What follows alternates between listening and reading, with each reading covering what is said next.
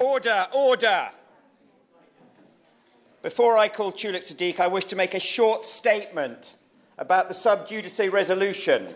I've been advised that there are active legal proceedings in the High Court between International Military Services Limited and Iran's Ministry of Defence.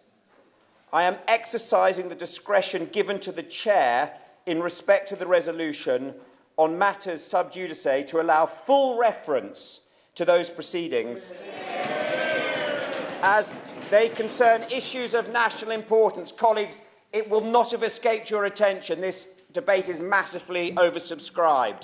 Many of you will be disappointed, but you are here showing your support, so thank you. If you intervene on colleagues and you're down to speak, you probably may be moving yourself off the speakers list because we will only get to 15 or 16 of you.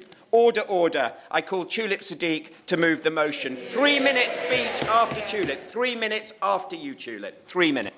Thank you, and it's a pleasure to serve under your chairmanship, Sir Walker. The details of my constituent's case will be well versed with a lot of you. My constituent, Nazanin Zaghari-Ratcliffe, was unlawfully detained in Iran for nearly 6 years now, separated from her young daughter and her family. She served the first 5 years of her first sentence and then was put under house arrest at her parents' house wearing an ankle tag. She was then given another charge of a year and then a year's travel ban. Effectively, 2 more years of being separated from her family in London. She appealed the sentence of her second case, and it was rejected. At the time when it was rejected, her husband, Richard Ratcliffe, decided to go on hunger strike. And what I would say to everyone across the House is that no one goes on hunger strike on a whim. Richard Ratcliffe went on hunger strike because he felt he had no other option and that this was his absolute last resort. And he went on hunger strike for 3 weeks outside the Foreign Office in order to capture the attention of the upper echelons of government. And he did it because he thinks the upper echelons of government are not helping with his wife's plight. And I'm very disappointed to say, in the 3 weeks that Richard was outside the Foreign Office, starving himself, the Prime Minister of our country did not come to visit him. Would my honourable friend give way on that point? I'll happily give way. Thank you for giving way. Can I ask, has the Prime Minister met with yourself and Richard in recent years? And what has his personal intervention been in this case? And does he keep in touch with you? And has he shown the leadership and compassion that is needed in this case? Tulip Siddiq. I thank the honourable member for her intervention. And the Prime Minister did meet with us shortly after he became Prime Minister, but he hasn't met with us in recent years. But what I would say is, after dealing with this case for nearly 6 years now, having had 8 urgent questions tabled in the House, having dealt with 5 foreign secretaries and countless ministers, I do think it's high time that the Prime Minister got involved properly, knowing the details. I'll give way to my honourable friend. Entirely shared by my constituents in Cardiff South and Penarth. I am sure, like many members who are here today, we have been overwhelmed by messages of support for Nazanin, for Richard, for the whole family, and they are all urging for the government to act and also showing solidarity with the whole family and wanting Nazanin to be freed. Could she please convey that to the family? Thank the honourable member for his intervention. Richard Ratcliffe is in the audience, so he will hear directly from you. But also to say, this is one of the campaigns that's touched everyone, regardless of where they are in the country. A lot of you will know my constituency, Hampstead and Kilburn, which is a constituency of affluence and deprivation. It's one of those campaigns where when I'm in Hampstead, Emma Thompson will stop me and say, have you got Nazanin home? When I'm campaigning in South Kilburn, the estates, people will open the door and say, what good are you if you haven't got that poor woman home yet? So it is a campaign that touches everyone, and you're absolutely right to make that point. I'll give way. Jim Shannon. Can I commend the honourable lady for her campaign? Excellent. And you deserve every credit. USA have agreed to pay around I think it's $1.4 billion in money owed, even though they agree and support the sanctions against Iran. Does the honourable lady agree that the USA's decision is one that the UK should also follow, and that the $400 million should be paid, and thereby Nazanin Zaghari-Ratcliffe should be released immediately? I thank the honourable member for his intervention. I would say that he has appeared at every single debate we've had on Nazanin, so I'd like to thank him personally for all his efforts in the campaign. And I will come on to the question of the debt and getting our constituents back home. But what I would say is that it goes without saying, of course, the reason why my constituent is imprisoned in Iran is because of the Iranian regime. It is because of them that my constituent is away from her young family. But in 6 years of dealing with our government, I am getting increasingly frustrated with the fact that when I deal with ministers from government, they ignore the elephant in the room, which is the fact that this case is now linked to the £400 million that we as a country owe Iran. This is not something I want to deal with, but it is the reality of the situation, and it is becoming obvious that the Iranians see the £400 million that we owe as a precondition to releasing Nazanin. I give way to the Honourable. To the Honourable Lady, and I congratulate her on securing this debate. Sir Charles, the Honourable Lady said constituents, and she's absolutely right, because, I mean, nobody in this room can have anything but compassion for Richard Ratcliffe and his family. But they are plural. There are other constituents who are dual nationals who also need the help of the British government. And would she agree that they are living under the most awful regime? That has to be a priority. I thank the Honourable Member for his interventions, and I will mention the other dual nationals, as he says, who are in prison in Iran, because, as he says, Nazanin is not the only one. But I just want to go back to the question of this debt before I take another intervention, which is that Nazanin was told by prison guards when she was captured in solitary confinement in Even prison that the reason she was being held is because of our failure to pay this historic debt. The former President Rouhani told our Prime Minister earlier this year in March that accelerating the payment on the debt would solve a lot of the problems in the bilateral relationship between Iran and our country. The former Foreign Minister of Iran, Zarif, also cited this debt in an article. So there is no question about the fact that the debt is linked to Nazanin's case. And we have seen that it's not a coincidence. Every time there is any movement on the IMS court hearing, there is some movement on Nazanin's case. When the IMS court hearing was delayed earlier this year, Nazanin received a call a week later saying, "Come to court because we need to speak to you." So there's no coincidence about the fact that the two are linked. But what frustrates me so much is that every time I speak to the government, they seem to be burying their heads in the sand and denying the fact that there's a link. I give way. Yes. Oh, sorry, I said to him, but I will come to you later. Yeah. Beginning the debate, and I wonder if they, like me, believe that cases such as their constituent Nazanin, Zaghari-Ratcliffe, and others such as my constituent Zhang, having a fully resourced consular support service which enables diplomats rather than hinders them, and enables families to have confidence in the system of consular support, is at least what the government can provide for them and for the rest of us.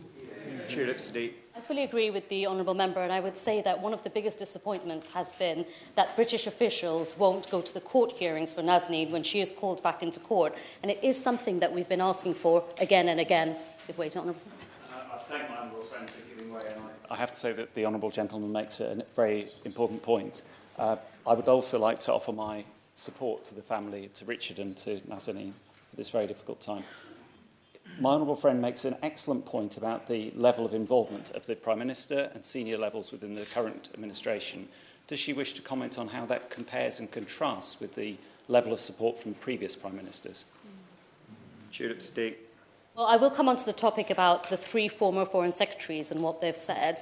In terms of the Prime Ministers, I think one of the problems I've always had with this case is because it needs intervention from Prime Ministers, and it hasn't felt like the three Prime Ministers that we've dealt with. And bear in mind, I've asked Prime Ministers questions to all of them and turned up to number 10 to knock on their door every single time there's been a new Prime Minister, but we haven't had an option. I will take an intervention in just a minute. I'm just going to make a little bit more progress.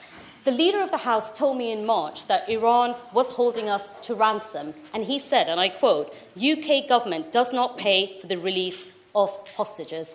I see the logic of this principle, but in the truest form of the word, this is actually not a ransom. This is a debt. This is a debt that we as a country owe Iran. It was ruled in international tribunals that we owe Iran this money. So anyone hiding behind the fact that it's a ransom is wrong, because they just need to see the ruling in international courts to see that we owe this money. I give way to the Honourable Lady, I also like to congratulate her on achieving this and take this opportunity to say just exactly how brave Richard has been throughout this on behalf of his whole family. He's here. As a co-chair now of the Magnitsky Sanctions APPG, I just want to place this question. I wonder if she might ask the government this in due course. How is it the United States, Australia, France and Germany have all successfully now negotiated their citizens arbitrarily detained in Iran and their release, but yet we have made no progress? Perhaps she could challenge the government on that. Thank the honourable member for his intervention, and he's absolutely right, because not only have they brought people home, they actually managed, Australia actually managed to bring Nazanin's cellmate in prison back home, and Nazanin is still in Iran, and I hope the Minister will pay attention to what he's saying, because he's making a very important point. I will in just a minute. In terms of the debt, I just wanted to come back to something the Secretary of State for Defence also said. He said, and I quote, "With regard to IMS Limited and the outstanding legal dispute, the government acknowledges there is a debt to be paid and continues to explore every legal avenue for the lawful discharge of that debt." So to anyone questioning whether we owe the money, we definitely owe the money. It's been cited several times, and it is not a ransom. It is a debt that we as a country should be lawfully paying back to Iran. I give way. Thank the Honourable Lady for giving way. Nuclear negotiations restart on the 29th of this month, and there is a risk that both Nazanin and Anousheh Ashouri's cases will be used as leverage. The negotiations are complex. We cannot risk these cases becoming entangled in them. So would the honourable member agree that the government needs to have a plan in place to ensure these cases do not get caught up in nuclear negotiations? Tulip Sadiq. I thank the honourable member for her intervention, and I think members across this House can probably hear the frustration in my voice, because I'm very worried that my constituent is getting caught up in this overall universal problem and becoming a pawn between the two countries. Yeah. And her husband has always maintained from day one that she is a pawn caught between the two countries, and it's unacceptable. I'll just make a bit more progress and I will give way. One of the things that has been told to me off and on the record by different foreign ministers is that there are practical issues to actually paying the debt.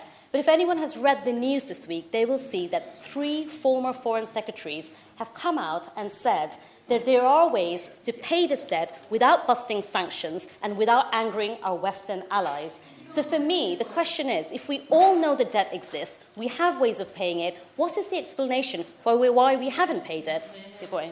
I'm extremely grateful for giving way. And on the point raised by the Right Honourable Member for Chingford Woodford Green earlier on about the UK's seeming inability to get our people who are held captive overseas released. I know she's aware also of the case of Luke Simons, my constituency, who's held by the Houthis. Similarly, other countries seem to have been able to get their people released. Does she think there's something wrong in the way that the Foreign and Commonwealth Development Officers are approaching these cases?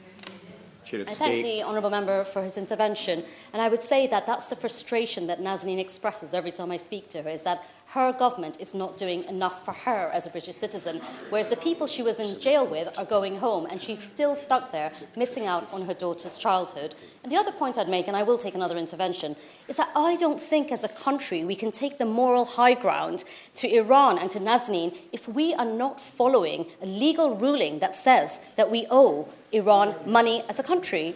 Okay, go ahead. And for her generosity, and people across South Belfast and indeed Northern Ireland have expressed their distress at the forced separation of a mother and her young daughter. Would she share my concern that the failure that this family are experiencing is part of a pattern of moral unseriousness and a lack of moral courage, which is in very stark contrast to the steadfastness and bravery that this family are somehow finding?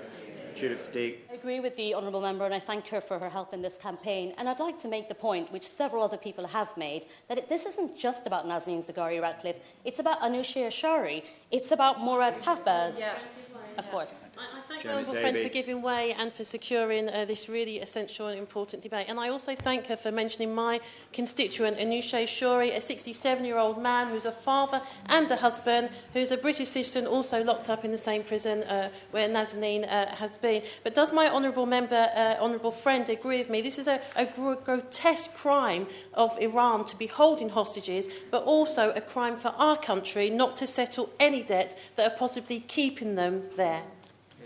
I thank the honourable member for her intervention, and I applaud all the work that she's doing to try and free her constituent as well. And it's sad that we've had to bond over this topic of both our constituents being imprisoned in Iran, separated from their families. But I would say that we need to pay our debt. We need to challenge Iran for what they're doing and call it out for what it is. Challenge the perpetrators, but also until we actually pay our debt, they won't even come to the negotiating table. We can't even deal with them. And yes, Liz Saville-Roberts. In February, the Minister of State for the Middle East and North Africa assured us that the UK government were using every tool in their diplomatic arsenal to doing everything they could to get Nazanin home. Would she, like me, wish to ask the Minister, what is missing from the diplomatic tools in their failure so far to actually bring anything about? I thank the member for her intervention, and what I would say is that in the nearly 6 years that Richard Ratcliffe and I have been campaigning to get Nazanin home, we've heard every platitude. We've heard about no stones being unturned. We've heard about how it's top of their agenda. We know it's their highest priority, but those warm words aren't enough anymore. After 6 years, I want to see my constituent come home. I don't want to hear the same rhetoric over and over again from the government, which is what we're hearing. Yes. Thank my honourable friend for giving way, my neighbouring constituent, and I'd like just to put on record my heartfelt feelings on behalf of all the people in Hornsey and Wood Green, and also to point out that in the case of my constituent Aras Amiri, who was actually a member of the British Council, so almost a Foreign Office employee, just how long it has taken to resolve her case, and that there is a feeling that we just all think this is inevitable, but we have to get some energy and some push into that and get Nazanin home. I thank the member for her intervention, and that was a tragic case, and I know she fought very hard for her constituent as well. Before I get on to a series of questions that I want to ask the Minister, I'd like to give the opportunity to anyone else who wants to intervene. Yes.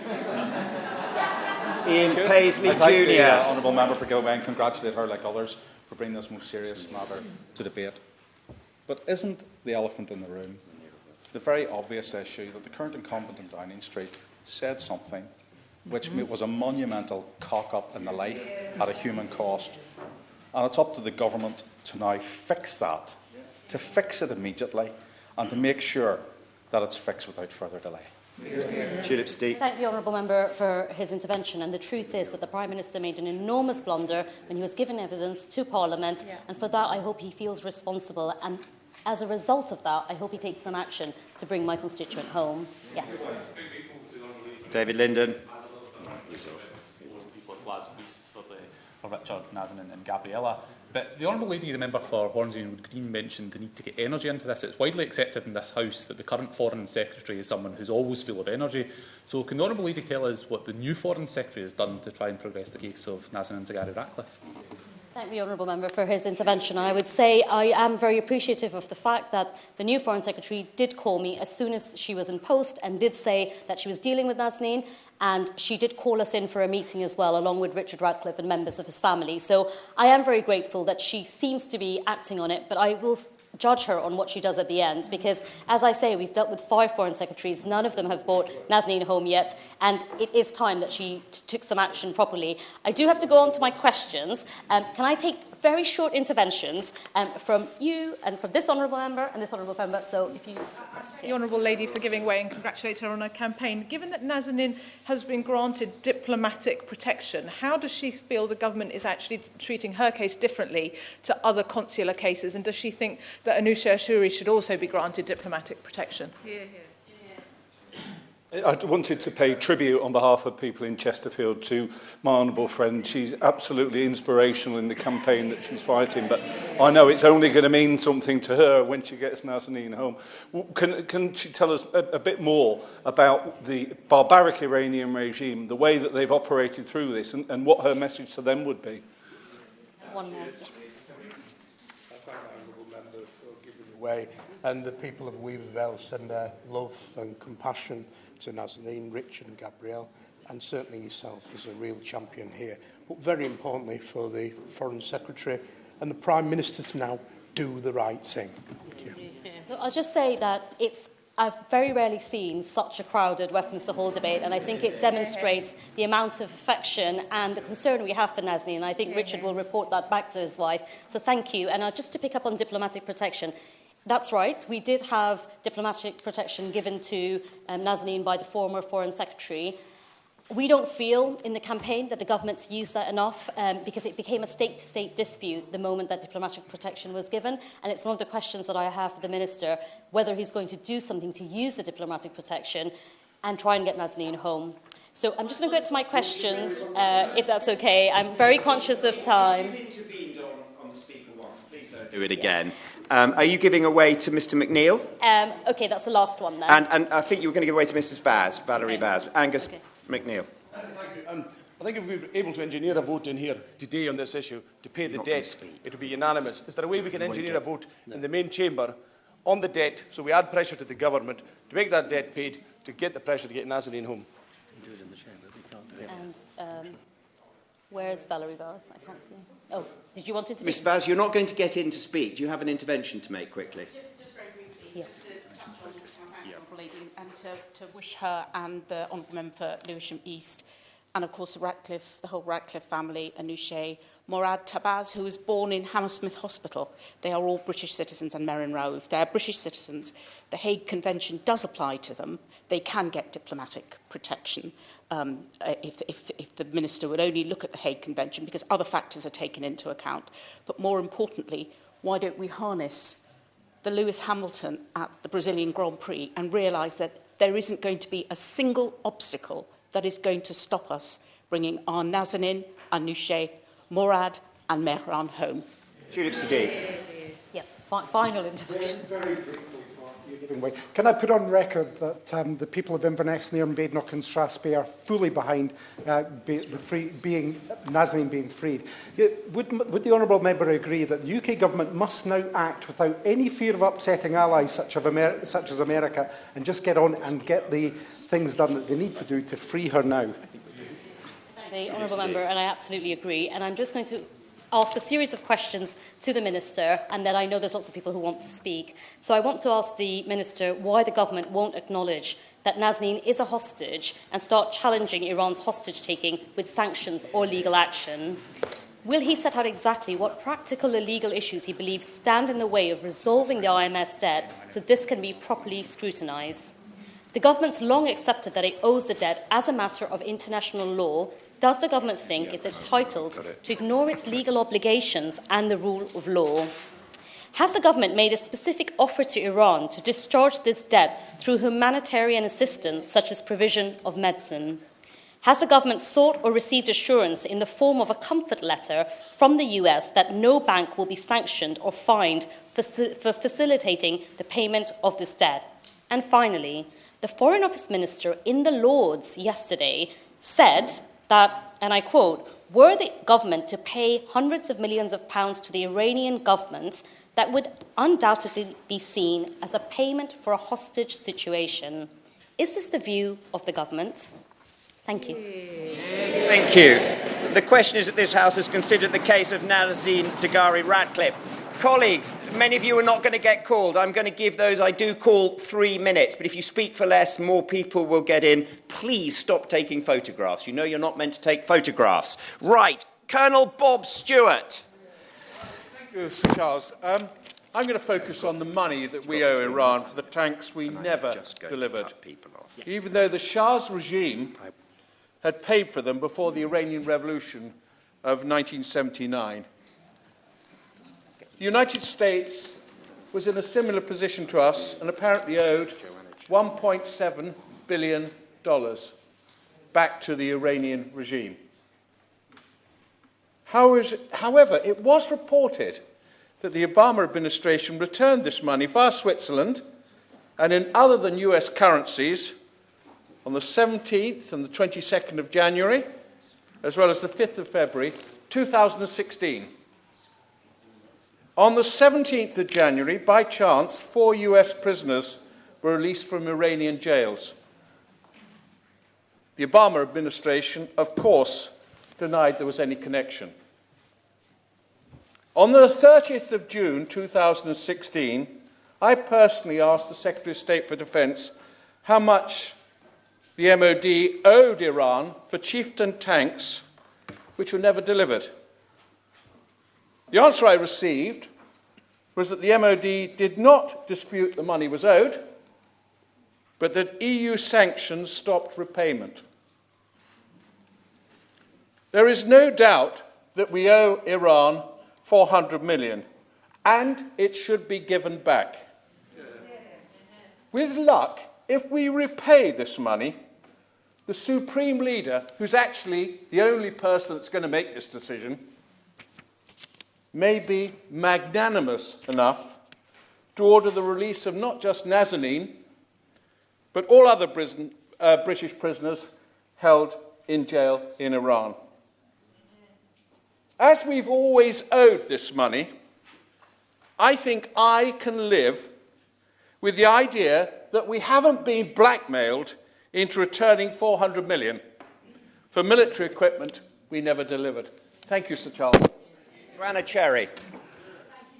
It's a pleasure to serve under your chairmanship. Can I start by congratulating the Honourable Lady for securing this debate and for all her hard work on this most serious issue, and also pay tribute to her constituent who's sitting beside me, who I, along with many other MPs, was privileged to visit during his hunger strike.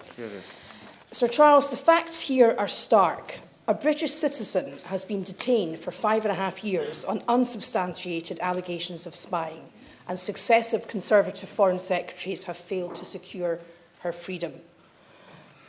No less than 3 distinguished former Foreign Secretaries have said that the debt to Iran should be paid so that Nazanin can come home. I'm going to keep my comments very brief. There have been some very good articles about this case in the newspapers over the weekend, particularly in The Times and The Observer, and I'm grateful to them for informing the questions that I'm going to ask of the Minister. The first question is this: why is the Prime Minister still refusing to settle an acknowledged £400 million debt to Iran incurred before the '79 revolution? Why has he let this unjustified failure to pay up bedevil the talks? Why is the government saying that bank transfer restrictions arising from international sanctions prevent payment? Isn't this untrue? Surely the government can find legal ways around rules it has helped to create. As we've already heard, the States settled a similar debt in return for the release of 4 American hostages. I'll give way.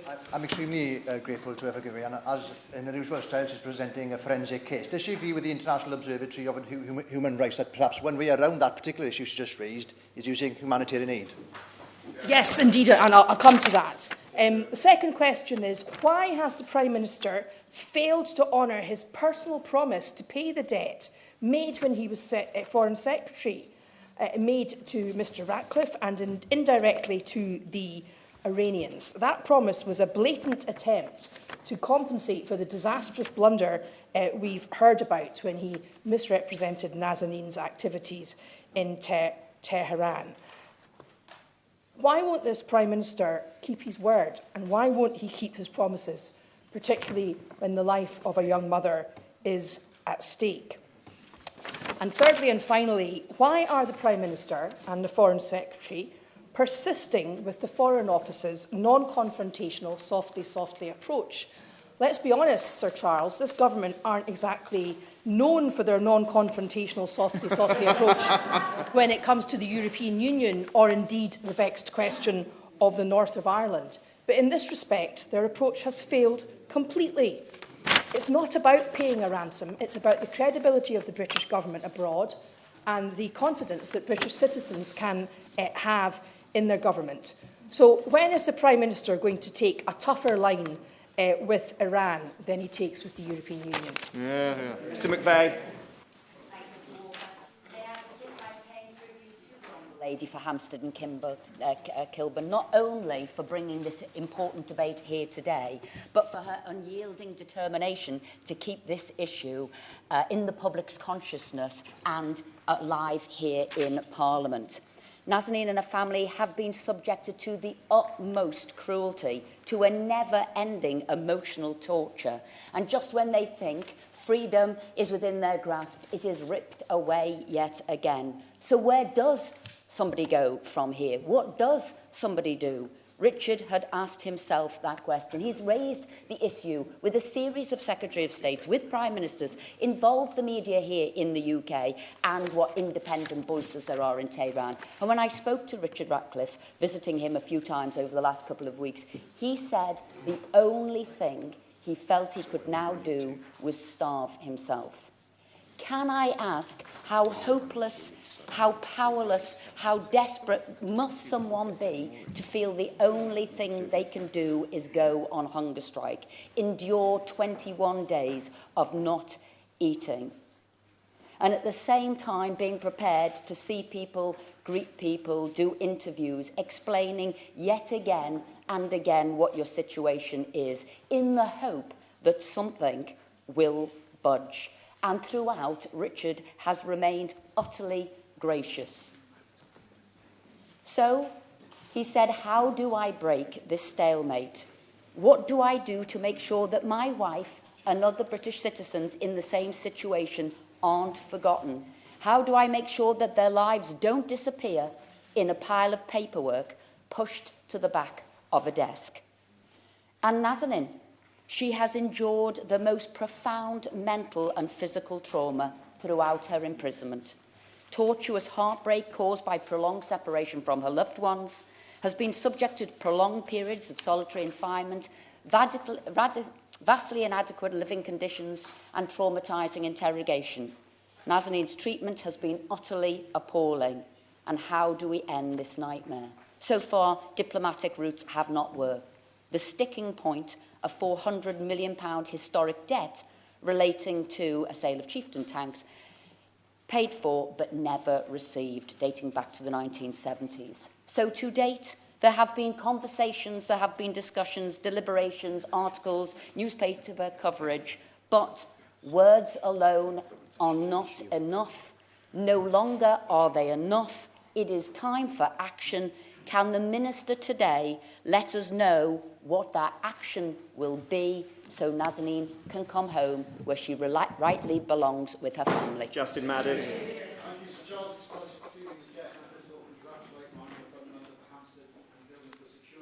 And for the relentless tenacity she has shown in highlighting the absolute injustice of Nazanin's incarceration at every opportunity.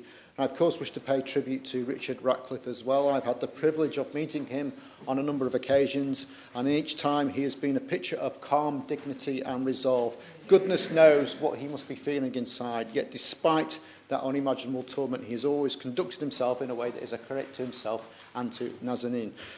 And to have gone on hunger strike for 3 weeks, having done it previously and suffered the agonies of it already, and knowing the damage it can do to you, it shows, I think, the level of desperation that he must feel. A seemingly intractable situation where hope can be cruelly snatched away, and that must be the hardest thing of all to take. And many of my constituents have been in touch to register their support for the release of Nazanin. Understandably, they have been moved by the plight of a mother separated from her husband and child, but they've also been motivated to contact me because of what they see as a failure of the UK government to take decisive action. We all know that diplomacy is a fine art and that nuance is required, but there is no room for doubt here that this is an injustice, an intolerable situation, and that every opportunity should be taken to right this wrong. And many of them believe, as I do, and indeed, as we've heard today, more can be done. We've heard some examples of what that might look like. And the entire history does not need repeating, but it is worth repeating that Nazanin Zaghari-Ratcliffe has been imprisoned for crimes that she did not commit. And I use the term crimes with a heavy caveat, as we should resist talking about this situation in terms of crimes committed, because it's not a criminal justice matter, this is a political matter. She is a victim of the long-standing dispute between that country and this country over the £400 million they say is owed by the UK government. And it seems to me, until we have a public acknowledgement that this is what the root of this is, we will struggle to move forward. So I asked the Minister, will we get such an acknowledgement today? Will that then lead to an approach based on Nazanin effectively being a hostage for whom a ransom is sought? We can be in no doubt that the approach thus far from the government has been ineffective and in some instances counterproductive. I noted with interest the government will not disclose how many dual nationals currently find themselves in the same position. One could probably conclude from that there are others, which does beg the question, where does this end? How many more innocent people could find themselves pawns in a game they have no control over, in which their own government seem unwilling to take steps to resolve?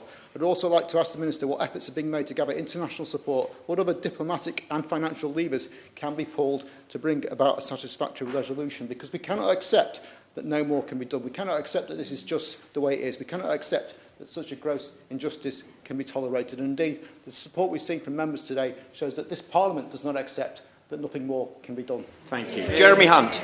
Thank you, Mr. Charles. And I salute the quiet dignity of Richard Radcliffe, who is one of the bravest people I have ever met.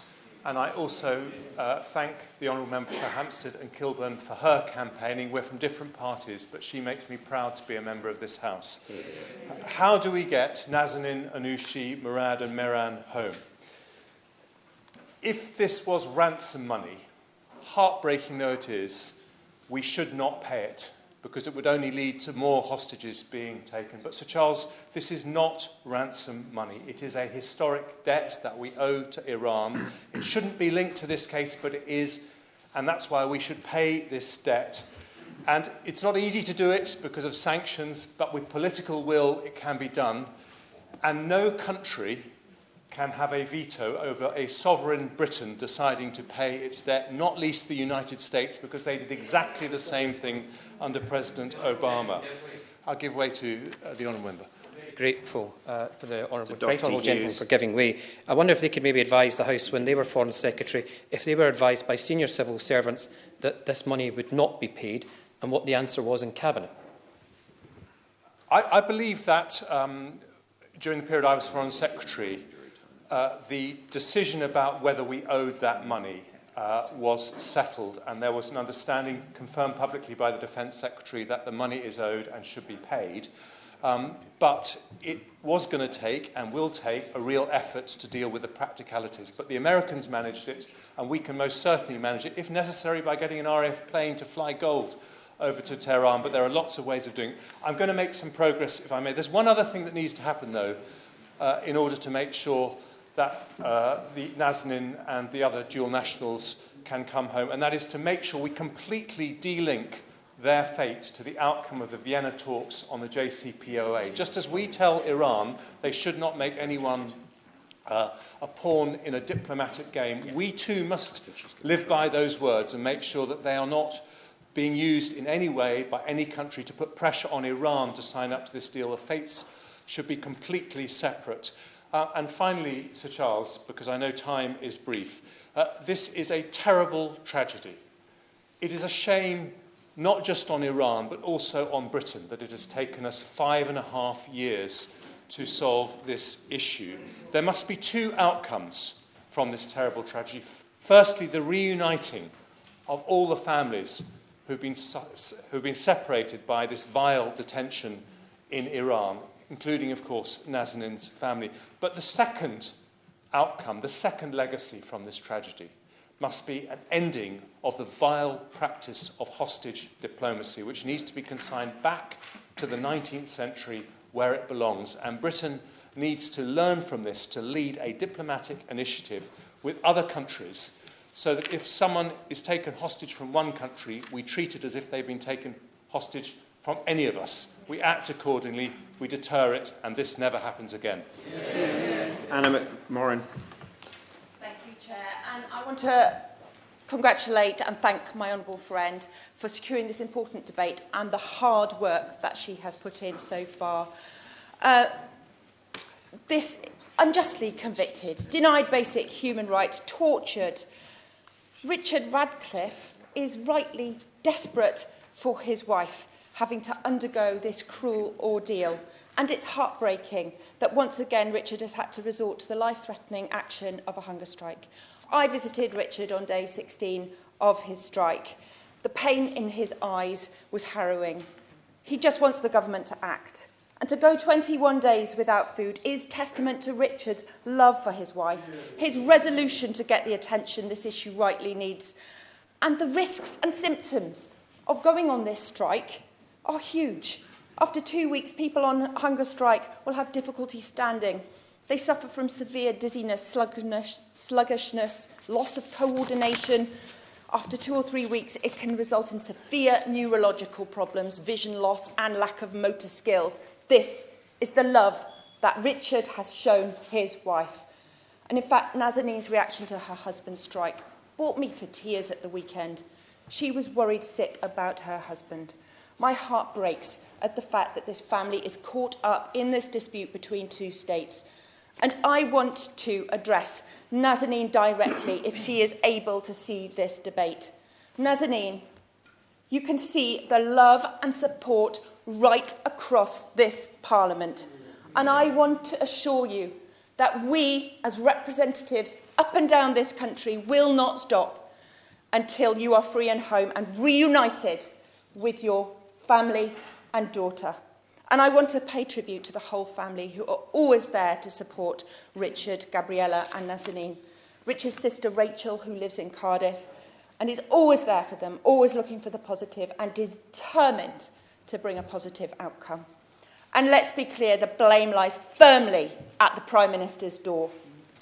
The Prime Minister could resolve this by paying the debt to Iran, yet he refuses.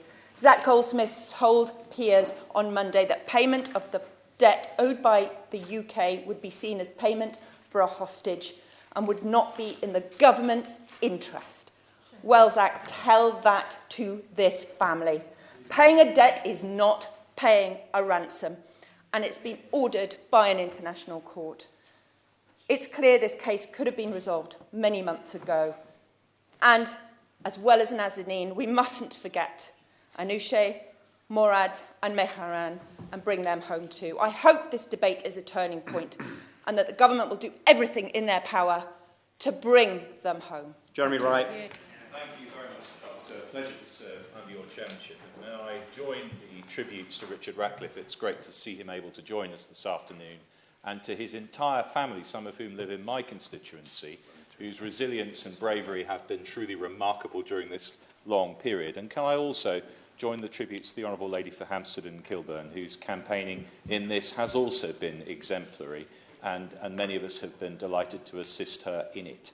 I want to make 2 points, Sir Charles, if I may, in the time available to me. One on the linkage of debt repayment to the detention of UK nationals, and one on the sanctions regime. First on linkage, I entirely understand and agree with the government's rejection of any suggestion by Iran that there should be a connection between the repayment of a decades-old commercial debt and the release of UK citizens. But I would urge him and his colleagues not to be hamstrung by what I might call the mirror image problem. Failing to repay a debt which would otherwise be repayable for fear of it being seen as linked to the release of UK detainees is in itself to make a linkage, which the government has been at pains to say does not exist. If the debt should be repaid, and it seems clear now, subject to the remaining legal proceedings, that it should, then it should be repaid. And the UK's adherence to standards of behaviour that states should maintain, standards which, of course, we argue Iran is not maintaining, demands that that debt is then repaid promptly. How such repayment is perceived should not, as a matter of principle, prevent us from making it. I will give way. To the honourable member giving way. Does he agree with me that the failure to pay a debt that is acknowledged actually creates a fig leaf for the Iranian government to hide behind, and that it's not a matter of it being connected, but it's an obstruction to things moving forward? I understand entirely the point the Honourable Lady makes, but as I say, I do not think it is necessary to accept any linkage, positive or negative, by Iranians or by the UK, in order to justify a decision to repay a debt which is legally repayable. And we should do that for its own reasons and for its own sake, regardless of what else may be happening. But that then brings me on, Sir Charles, to the issue of the sanctions regime and the problem of the sanctions regime as an obstacle to repayment. And here it seems to me what we require is more ingenuity and more innovation. I accept, certainly so far as my honourable friend the Minister present here today is concerned, that a huge amount of personal effort by him and by others of his colleagues have been put into this case, but something, as others have said, is still missing, and it may be that innovation that we will need to find. This debt predates the sanctions regime, which we see as an obstacle to making repayment. And the purpose of that sanctions regime is to prevent the enrichment of Iran during the course of that sanctions period. But this, it seems to me, is not that, because what the repayment of this debt would in effect achieve is to put Iran in the position it would have been in if the obligation had been fulfilled when it should have been, well prior to the beginning of that sanctions regime. Now, I know better than many that my honourable friend has access to some exceptionally good lawyers in government, and I hope that what he is doing is giving those lawyers instructions to use their best imagination and innovation to find ways of resolving this legal problem, because that will now be what is required in order to break this deadlock. I know that he will do his best, but I hope that he will give those instructions that we should apply innovation and ingenuity to this case as well as simply effort. Leila Moran. Congratulating the member for Hampstead and Kilburn for the way that she has taken up this cause, but also to pay tribute to Richard Ratcliffe and the whole of his family. The case has touched the hearts of the entire nation. 200 of my constituents have written in.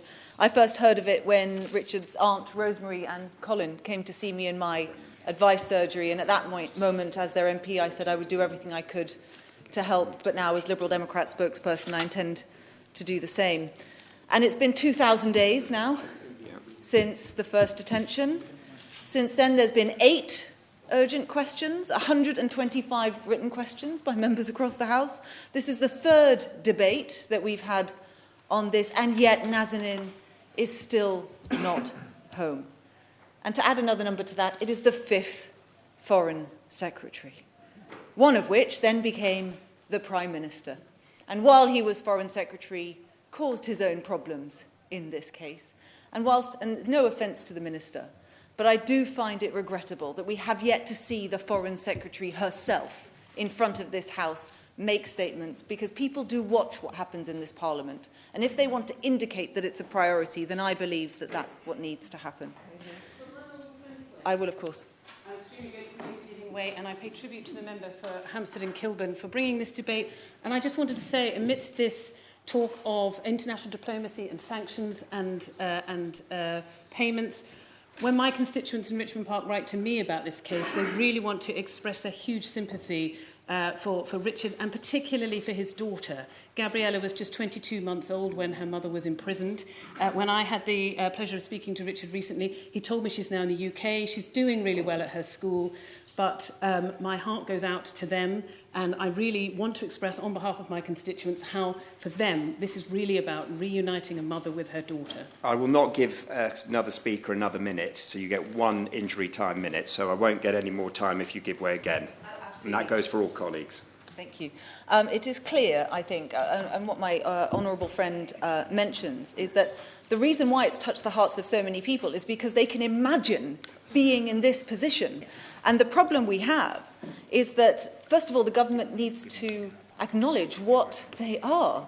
They are state hostages. They have been taken hostage by the Iranian state. And the problem is that there is no way to tackle this internationally. So my question to the Minister is, can he update us on the Foreign Affairs Select Committee recommendation to work with the United Nations and create an internationally recognised definition for state hostage taking, so that this doesn't happen to other families in the future? Now, on the debt, I mean, it's clear to me that the government's got itself a bit in a twist over what it thinks over the debt. Either it's linked or it's not. Now, in my view, it is not linked. We owe the debt, we should pay the debt. It's now increasingly clear that there could be ways that that could happen. But moreover, I would say, call their bluff. If the Iranian government says that there is a debt, remove the barrier, and then if they still do not release these hostages, we show the Iranian government for the wicked regime that it is. I do not see the downside to doing this. And simply, in closing remarks, I just want to express my wholehearted support for anything this government can do, so that this is the last debate on this matter. And when you see a standing room only debate in Westminster Hall, you can see that this Parliament cares. I know the Minister cares. I'd like to think that the Foreign Secretary and the Prime Minister cares, but I know that the whole country cares, and we just want Nazanin home. Alex Sobel. Thank you, Mr. Charles.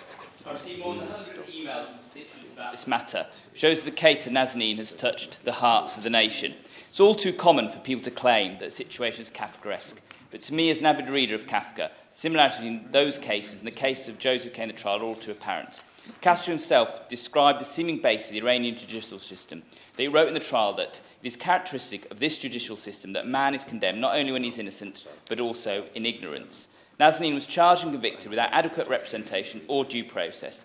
Indeed, they were condemned in ignorance. Like other honourable members, particularly my honourable friend from Hampstead and Kilburn, I call upon the Foreign Secretary, the Foreign and Commonwealth Office and the Minister to press the Iranian government on a number of issues that my constituents, Amnesty International and I have raised. They should press them to allow Nazanin any specialist medical care they may require, apply without discretion Article 58 of the Islamic Penal Code, which allows someone to be conditionally released after serving a third of their prison sentence, and would ensure the immediate release of Nazanin, ensure that Nazanin has regular access to a lawyer of their choice, allow Nazanin to be in contact with her family, including relatives abroad, and allowing her to communicate with British consular officials, although that seems to be a contentious issue. I ask the Minister to respond to those points. The United Kingdom has a well-deserved international reputation for its judicial system. Hope that the government will press for the most basic justice in Iran for our citizens, whether they're British citizens or dual citizens, particularly for Nazanin.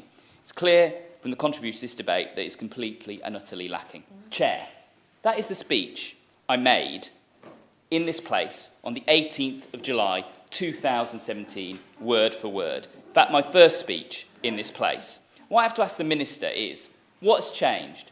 Very little. And what has the FCDO managed to do in the last 4.5 years? They have failed to secure Nazanin's release.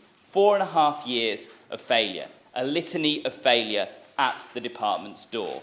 I call upon the Minister now to answer the points of this debate and ensure that our debt to the Iranian government is repaid. The debt that was incurred not by the last government or the government before, but by a government when I was at nursery school.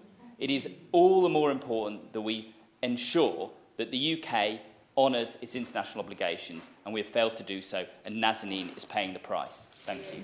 Barbara Keeley. Thank you, Sir Charles. It's a pleasure to speak in this important debate with you in the Chair, and I do congratulate my honourable friend, the member for Hampstead and Kilburn, for securing the debate. I know that she has been a great source of support for the Ratcliffe family with her campaigning. Nazanin Zaghari-Ratcliffe is being held as a political hostage in Iran. Her life is being used as a bargaining chip in a diplomatic game between Britain and Iran. In September, in order to mark Nazanin's 2000th day in detention, Richard Ratcliffe and their daughter, Gabriella, stood on a large snakes and ladders board in Parliament Square, which represented the ups and downs and twists and turns and false dawns that this family has endured. Gabriella has been separated from her mother for most of her young life. Richard has been separated from his wife. Nazanin has endured terrible ill-treatment, and Amnesty International rightly describes her as a victim of torture. As so many colleagues have done, I want to pay tribute to Richard Ratcliffe and his unwavering determination to keep Nazanin's case at the top of the agenda. I have met him during both his first and second hunger strikes to show him solidarity and support. The strength, determination and dignity that he continues to show is heroic. But the government's response to the escalation of Nazanin's ordeal in Iran has rightly been described as pitiful. In May this year, the former Foreign Secretary, the Right Honourable Member for Esher and Walton, said that Iran's treatment of Nazanin amounts to torture and that she's been held unlawfully as a matter of international law. The strengthening of the language being used by ministers is welcome, but it is just words, and the government has to act. We need to know why the government is not acting to bring British hostages home. In her 8th urgent question on Nazanin's case recently, my honourable friend, the member for Hampstead and Kilburn, asked the Minister to acknowledge that Nazanin is a hostage, to resolve the £400 million debt issue, and I'm so pleased that so many members have raised that today, and work to secure an end to hostage-taking. The Shadow Minister in that statement quite rightly called for a fundamental rethink of the government's approach to Nazanin. It is long past time for an urgent intervention from the Prime Minister and for a new strategy to bring Nazanin home. The strength of support in this standing-only Westminster Hall debate just shows how much support there is in this House for that urgent action. Right, I'm going to annoy colleagues. I'm dropping it to 2 minutes, and none of you are going to get injury time for interventions. I want to get you all in. Brendan O'Hara, 2 minutes. Thank you, Sir Charles, and thank you for the honourable member for Hampstead and Kilburn for securing the debate. Almost exactly a year ago, the 3rd of November 2020, the Minister stood at the dispatch box in the House and said that the government, from the Prime Minister down, remain committed to doing everything we can for her. Yet in the intervening 12 months, nothing has changed. Nazanin is no closer to being released, her daughter is no nearer to being reunited with her mother, and her husband Richard has been forced to endure another hunger strike to highlight her case. Since her detention in April of 16, 5 foreign secretaries have promised to explore every avenue, leave no stone unturned, and work tirelessly to secure her release. But there has been no progress, and because last year, when the Defence Secretary finally acknowledged that there is a debt and a debt has to be repaid, it suddenly felt like progress. It felt that perhaps there was a breakthrough. And the Minister himself admitted that they were exploring ways to find how to repay this debt. It felt a year ago as if that was a time when negotiations were at a delicate stage and where one misspoken word could set back the whole process. Yet here we are, stuck in the same situation as we were a year ago. And the inescapable conclusion must be that this government are actually not serious about securing the release of Nazanin. They've had so many chances, so many opportunities, and every single one of them has been missed. Twice I visited Richard during his hunger strike, and on both occasions I was struck by his resolve not to sit meekly back and wait for events to take their course. The government are letting the people down. They're letting Nazanin down. And there's a 6-year-old girl stuck in the middle here. Minister, it's not good enough for your government. The public are not with you. Richard Ratcliffe is not going to go away, and neither are his supporters in this House. Dan Jarvis. Thank you, Charles. Like others, I'd like to pay tribute to my honourable friend for Hampstead and Kilburn, not just for securing this debate, but for her tireless and unwavering commitment to her constituents. I've had the pleasure of meeting Richard on a number of occasions. First outside the Iranian embassy while on hunger strike, and most recently outside the Foreign Office while on hunger strike. I cannot begin to imagine the living hell he's endured over the past 5 years. But he has only ever acted with the utmost dignity and decency. His dedication to his wife and his devotion to his family is a true inspiration. Chair, the pain, the cruelty and the unfairness to which Nazanin and the many others have been subjected to is sadly all too routine for the Iranian regime. Their fate should not be tied to geopolitics and to arms deals, but it is. Now, all well versed with the complexities of these cases, the issues around the breach of sanctions, arguments about interest, the relationship with the US. But one thing is clear, we do owe that debt. Former foreign secretaries have said we should pay the debt. The Defence Secretary has said we should pay the debt. An international court has said that we should pay the debt. The Prime Minister said we would pay the debt. So there is a path to free Nazanin, but the government, for whatever reason, has so far chosen not to pursue it. And that has come at immeasurable cost for Nazanin, Richard and Gabriella and the many other families who are affected. So I want to take this opportunity to urge the Minister, and I know that he cares about these matters, to do whatever it takes to prevent those who've been ripped apart from being kept apart for much longer. No one should be forced to starve themselves just to get their family back. And the last thing any of us want is to see Richard on hunger strike again. The torment must not continue. We look to the government to ensure that it does not. Thank you. Thank you. Florence Eshalomi. Thank you, Sir Charles. It's a pleasure to serve under you. And I also want to pay tribute to my colleague, member for Hampstead and Kilburn, for this really important debate. Like many in this House, I was able to visit Richard a couple of weeks ago outside the Foreign Office and to see him and the measures that he's taken. But it's something he should never have to do. For 5.5 years, Nazanin and her young family have felt this horrific pain of separation as a result of this unjust and arbitrary detention. As many honourable members have said, the previous Foreign Secretary outlined in May last year that the treatment of Nazanin amounts to torture, and I agree with this assessment. Not only is Nazanin's treatment unimaginably cruel, it weakens our position internationally if we don't appear to have a diplomatic solution to even look after our own citizens. Unfortunately, the government have not explored the full suite of diplomatic levers to get her home, so I would urge them to act today and bring this case to the fore. Last Christmas, many of us spent a number of days away from our families and loved ones. We felt the pain of not being able to see them. This evening, after today's debates, after we've all voted, we've had dinner, we'll all go home to our families. We'll tuck our children then. We'll see our grandchildren. Nazanin will not have that. Richard will not have that. Gabrielle will not have that. They have been going through this hell for years. It's time for this to end. And I hope that the Minister will outline today what key actions he will be leading to change the situation. Thank you very much, Sir Charles, and can I also start by paying tribute to the Honourable Member for Hampstead and Kilburn for her tremendously eloquent and passionate and absolutely relentless pursuit of this. She's been an absolute credit to her constituents. I too am very grateful for this opportunity to express my solidarity and support for Nazanin and her family, and I do so on behalf of my constituents in Cumbernauld, Kilsyth and Kirkintilloch East, very many of whom have been in touch to express their shock at the continuing torture that she is enduring as a hostage in Iran.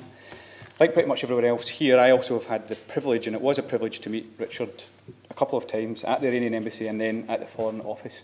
It is appalling that he has felt compelled to go on hunger strike twice just to seek justice for his family. I do hope it gives him some heart to see the huge cross-party support that is on display here today. Of course, first and foremost, our starting point is condemnation of the Iranian regime. How it has acted and continues to act is absolutely appalling. But today we have the opportunity to ask and must ask our questions of the UK government. And my constituents just want to know, what is the strategy? We almost need to ask, is there a strategy?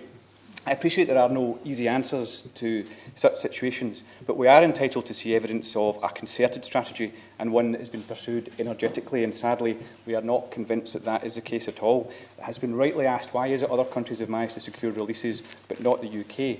It's beyond doubt that this is linked to the IMS debt that is legally due. Why is that not being paid? Why is the government unable even to speak about this when previously it appeared very willing to make promises and to raise expectations? Sir Charles, while it's welcome that diplomatic protection was granted to Nazanin, how has this been used by the government?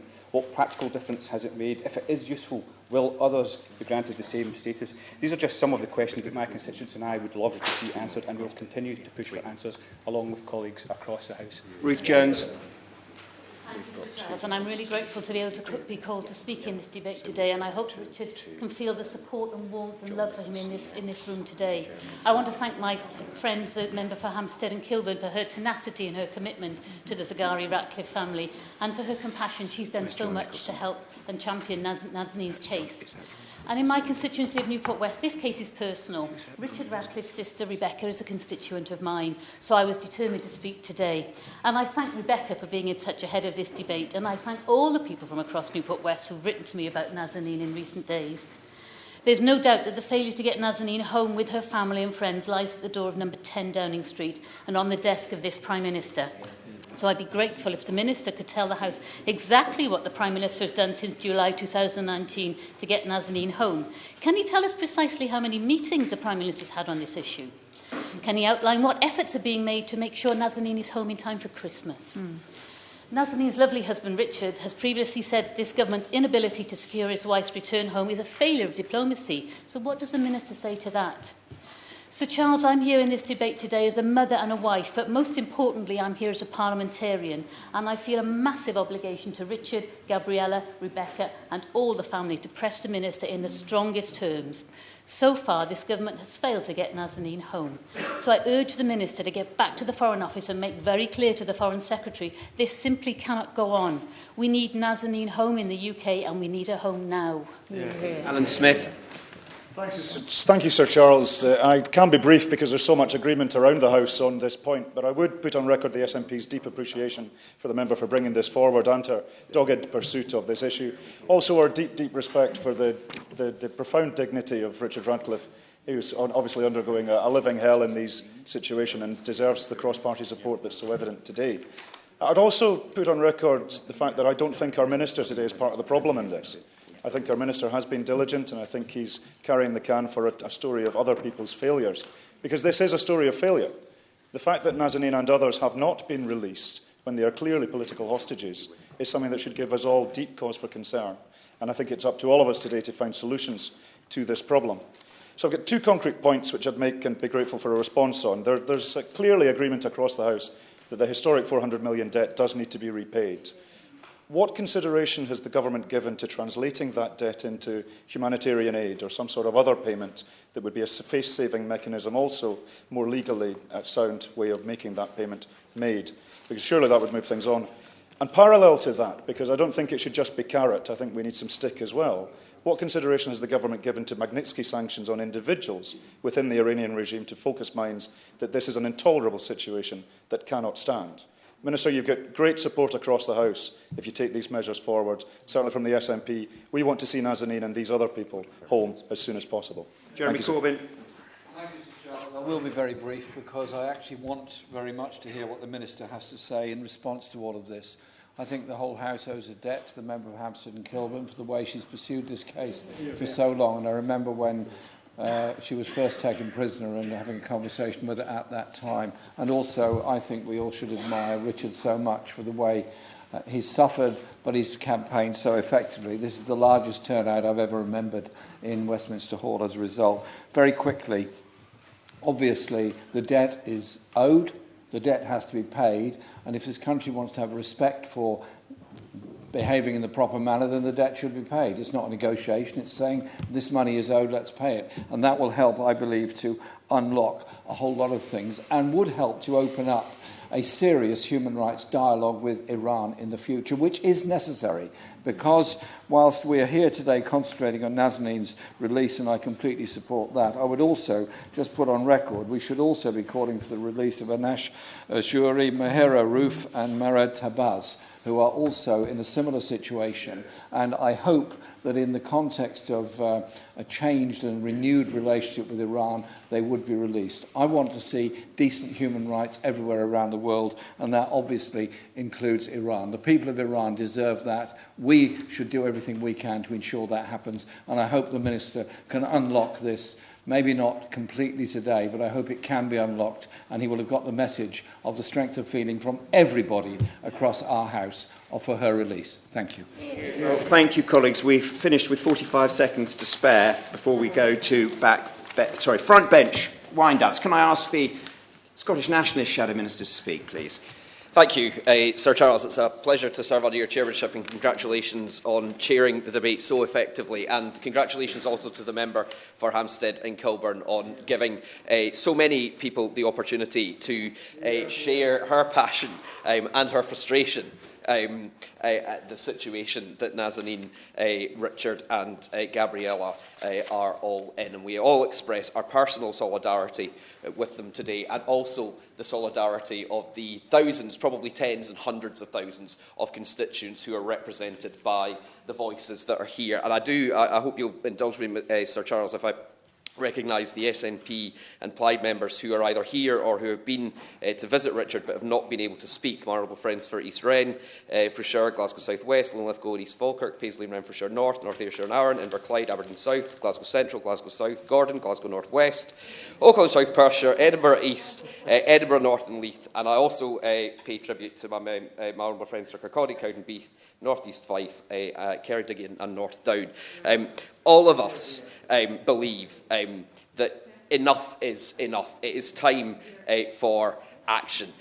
When I met Richard, I first met him outside the Iranian embassy in 2019 and had the privilege of meeting him again outside the SEDO, and he said it's one thing to keep vigil outside the embassy of the country that's holding his wife hostage, and let's make no mistake, that's what Nazanin is, and that's the first thing the Minister ought to put on record when he gets to his feet today. But it's another to have to protest, to go on hunger strike outside your own government's buildings because of its inaction, its unwillingness or its inability to carry out its basic duty of care to one of its own citizens. The government says, repeatedly says it's doing everything it can, but as we've heard in this debate, that is patently not the case. As the member for Dwiffer Merrion had said, and many others, it's clear now that the repayment of debt is a major issue, and one that, if resolved, would bring about a major shift in the policy of Iran. The Right Honourable Member for South West Surrey has said as much, and others have said how that could be done. But sadly, the feedback that we've had, the result of the hunger strike, was a series of increasingly frustrating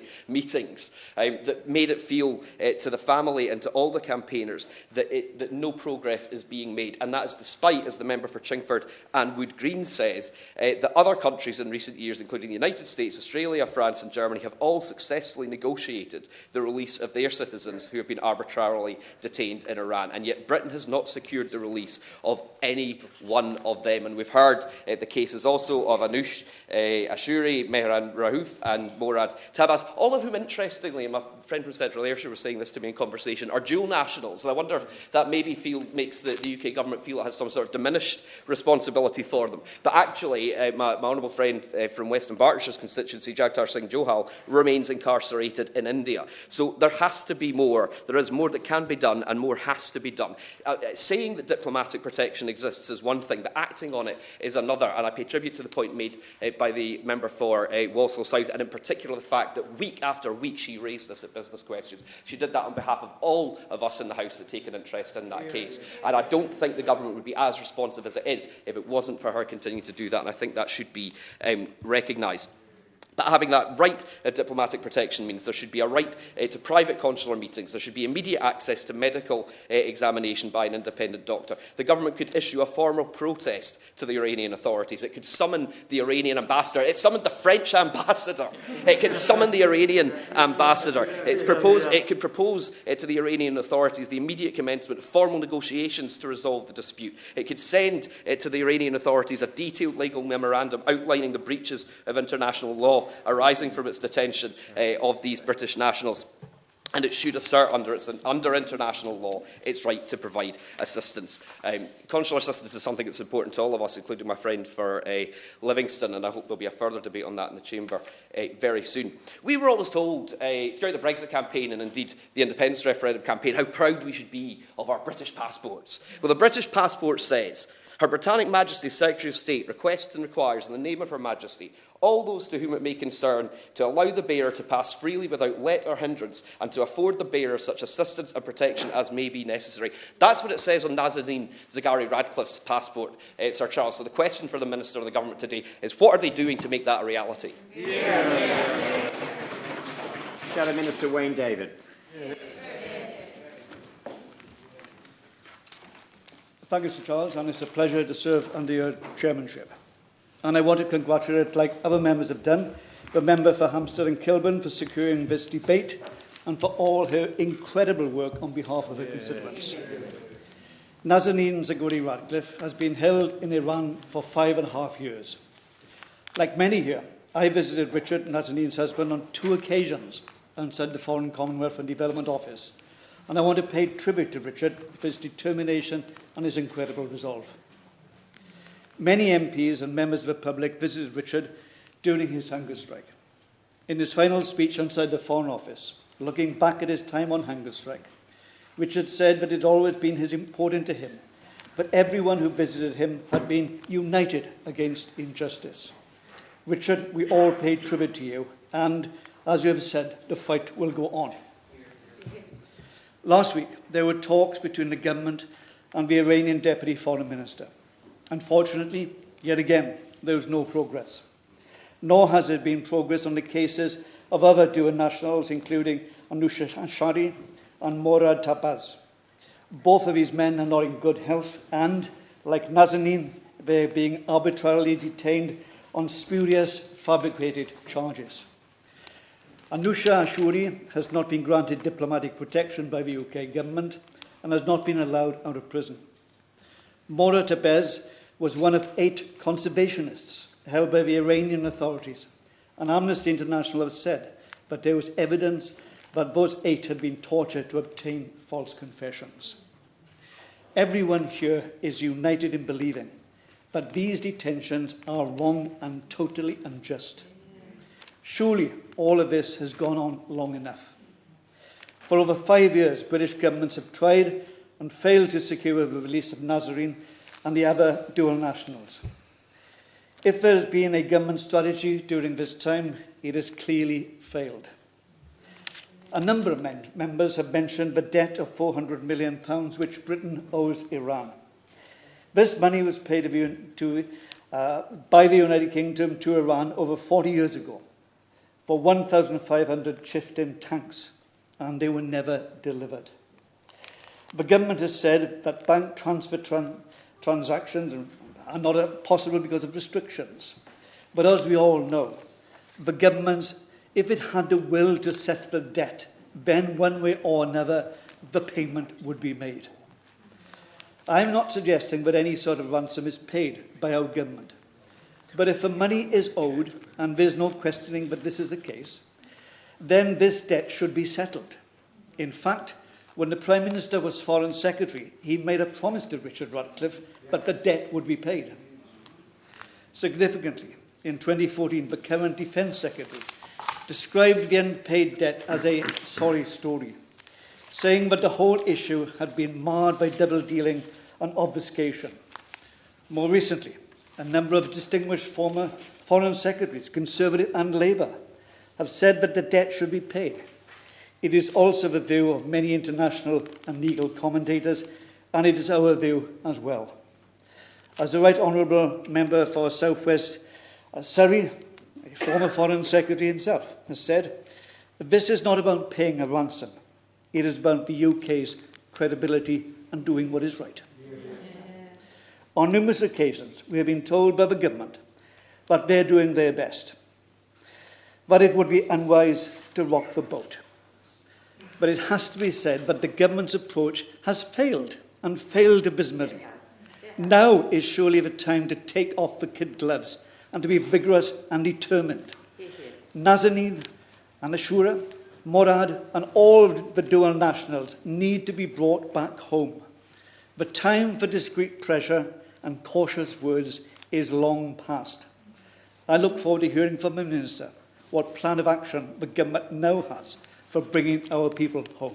Thank you very much. Minister, could you just make sure you leave about 90 seconds at the end to allow Ms Sadiq to wind up the debate? Minister of State, cleverly. Thank you, Sir Charles, and it's a pleasure to serve under your chairmanship. And I'm grateful to the Honourable Lady, the member for Hampstead and Kilburn, for securing this debate, and more so, actually, for the tireless work that she has put in supporting Nazanin's family, supporting Richard, and championing this issue. And whilst there have been times when we have disagreed, it is, I think, absolutely right that I put on record our respect for her passion.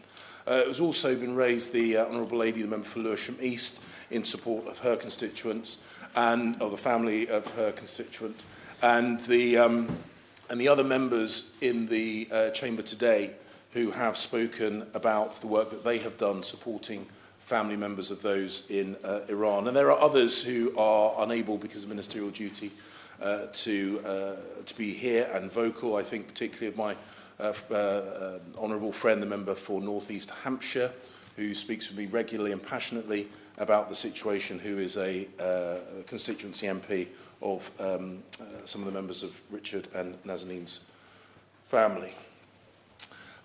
Like all members of this House, and I think everyone in the country, I share huge sympathy for the families of those incarcerated in Iran.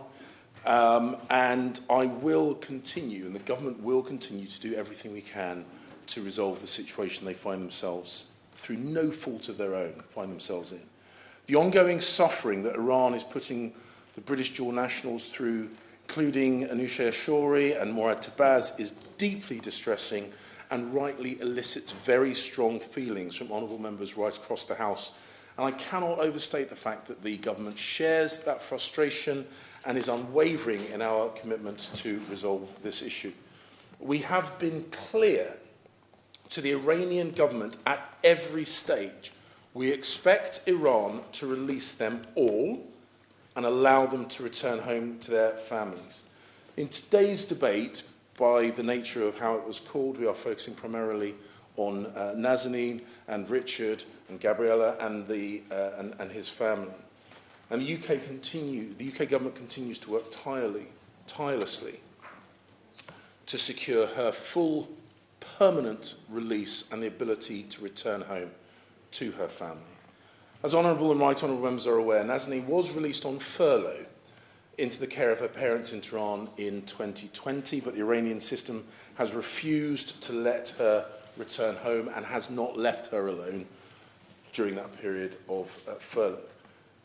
The UK government has kept up our campaign of pressure on the Iranian authorities throughout this time, and we will not relent until she is fully and permanently released. The completion of Nazanin's first sentence, the removal of her ankle tag in March 21, should have been a time for happiness and should have enabled Nazanin to be reunited with Richard and Gabriella. Instead, Iran doubled down on its baseless charges against her. And we have raised our objections at every stage. And when those charges were formalised at a court hearing in April, we summoned the Iranians and demanded that she be released. When her appeal was rejected in October and her sentence confirmed, we again objected in the strongest terms and demanded her release. The Foreign Secretary and this government continue to be clear in our discussions with Iran that under no circumstances should Nazanin be returned to prison, and that we would react strongly if she were, and that she should instead be allowed to return home to her family immediately.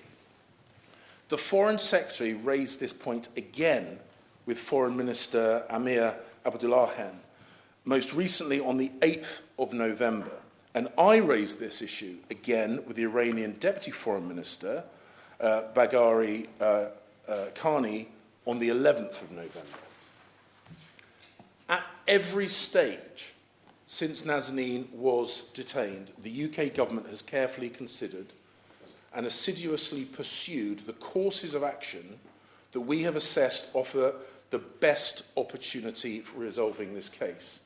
And we have not pursued any course of action which we believe would be counterproductive to the release and return home of those in incarceration. In March 2019, my right honourable friend, the member for South West Surrey, afforded diplomatic protection to Mrs Zaghari-Ratcliffe. This formally raised it to a state-to-state issue. He also recognised at that time that it was unlikely to yield immediate results. And because, I think in part, because Iran does not recognise dual national status, unfortunately his prediction at the time seems to have been proven right. Since then, this government has continued to take further actions where we judge it will help to secure their full release and their full and permanent release. We constantly review what other steps are possible, and we weigh up all diplomatic and legal tools available to secure her release. A number of honourable members have raised the issue of the International Military Service debt, the IMS debt. As I have said to the House on a number of occasions, the UK government recognises we have a duty to legally repay this debt, and we continue to explore all legal options to resolve this 40-year-old case.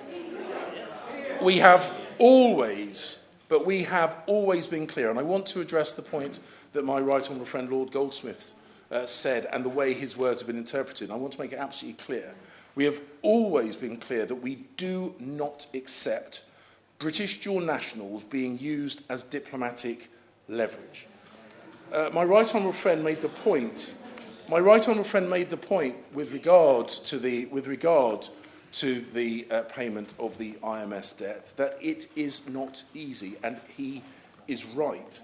This government remains committed to doing everything we can to explore all avenues to secure Nazanin's release, and we always act in what we believe to be her best interests and with the ultimate aim of securing her return home to be reunited with Richard and Gabriella. Since the family requested assistance from my department, officials have provided support to Nazanin's family and are available to be contacted 24 hours a day, 7 days a week. Since Nazanin's release on furlough, we have also been able to talk directly to her through our ambassador in Tehran, and we will continue to offer that support until Nazanin is returned home. This government and I have the utmost respect and admiration. I've said this directly to him, and I'm more than happy to say this publicly again. The utmost respect and admiration for Mr. Radcliffe's stoicism and resolve and commitment to secure Nazanin's release and to the support of his family. Mr Ratcliffe has met with the Foreign Secretary, with me and with senior officials, and we will continue to update him and the other families who have British dual nationals in incarceration whenever we have information on progress or whenever we feel there is an update to do with the families in detention. Our concern for Nazanin and her family is also mirrored by our concern for all detained British nationals in Iran and their families wherever they may be. Their welfare remains a top priority for this government. Our ambassador in Tehran regularly lobbies on mistreatment allegations and regularly lobbies on their health whenever we have specific concerns or whenever a family member brings issues to our attention. This government will continue to lobby for the full and permanent release of those held in Iran. We will also collaborate, and this has been raised in terms of international efforts, we will also collaborate with all relevant international partners to seek to put an end to Iran's unacceptable practice of detaining foreign nationals and dual nationals, as I say, in an attempt to find some kind of diplomatic leverage. And as part of a Canadian initiative on arbitrary detention, we are committed to enhancing international cooperation to stop any state from arbitrarily detaining foreign nationals for coercive purposes. Shadow Minister. I thank the Minister. On the issue of the debt, which is obviously a crucial issue, as many people have raised it here, as he has accepted that the debt will be repaid, can he give any indication of what the timetable of the government is for the repayment of that debt, by whatever means? Minister. It's not possible for me to give him details on this, but as I said, we recognise there is a duty to legally repay this debt, and we will do all that we can to explore all legal options to do so. Let me conclude by once again expressing my deepest sympathies for Richard and to his family, and indeed to all the families of those incarcerated in Iran.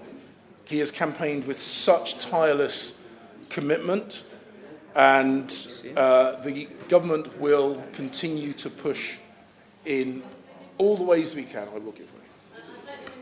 Right. He's obviously mentioned Anousheh Ashori, my constituent, and I'm grateful for that. But the family are still waiting to hear whether they have received diplomatic protection from the government.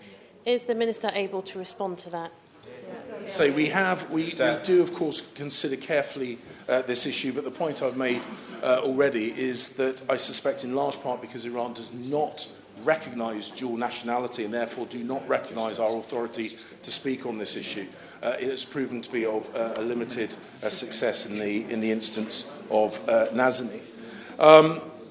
We will continue to hold the Iranian government to account for their treatment of the British dual nationals in incarceration, including Anousheh Ashori and Morad Tibaz. And I can assure the House that the government remains committed to doing whatever we can to secure their release, and we will continue to work and make representations at every opportunity on their behalf. I would remind all members of the House that it was the Iranian government that arrested these British dual nationals. It was the Iranian government who applied these bogus charges against them. It was the Iranian government that holds these people in incarceration and prevents them from coming home. It is the Iranian government that is wholly and solely responsible for the appalling circumstances that they find themselves in. The British government has and will continue to work tirelessly to secure their release and return home. And I can assure you, Sir Charles, and everyone else in the House that will remain our priority until they are released and until they are able to return home. Tulip Siddiq. Thank Thank you, Sir Walker. I was planning to thank everyone who had spoken in the debate, but the list is too long, I'm afraid. But what I wanted to do is just acknowledge the fact that us MPs, we're very lucky. We can sit here and we can talk and it's recorded in Hansard. Our constituents are always not so lucky. So I wanted to read some words from Richard Ratcliffe today. Today marks day 2054 of Nazanin's detention. We're approaching our 6th Christmas apart. A little girl has been without her mother for 5.5 years now. It did not have to be like this. Back in 2017, when the now Prime Minister scrambled following his false statements in Parliament that are still used to justify Nazanin's second case, he promised to resolve the debt we owe to Iran, which is the reason for Nazanin's detention, effectively setting a price for her release. He has now been the Prime Minister for 2 years, yet that promise is unkept but remembered in Tehran. The Prime Minister did not visit me on hunger strike, though he did pass me one day without coming over. His government continues to put British citizens in harm's way. Nazanin's story shames this country. I think I couldn't have put it any better, so I wanted to read Richard Ratcliffe's words out so it could be recorded in Hansard. Sorry. The question is that this House has considered the case of Nazanin Zaghari-Ratcliffe. As many of them can say aye. To the contrary, no. Order. Right. Thank you, colleagues, for your contributions.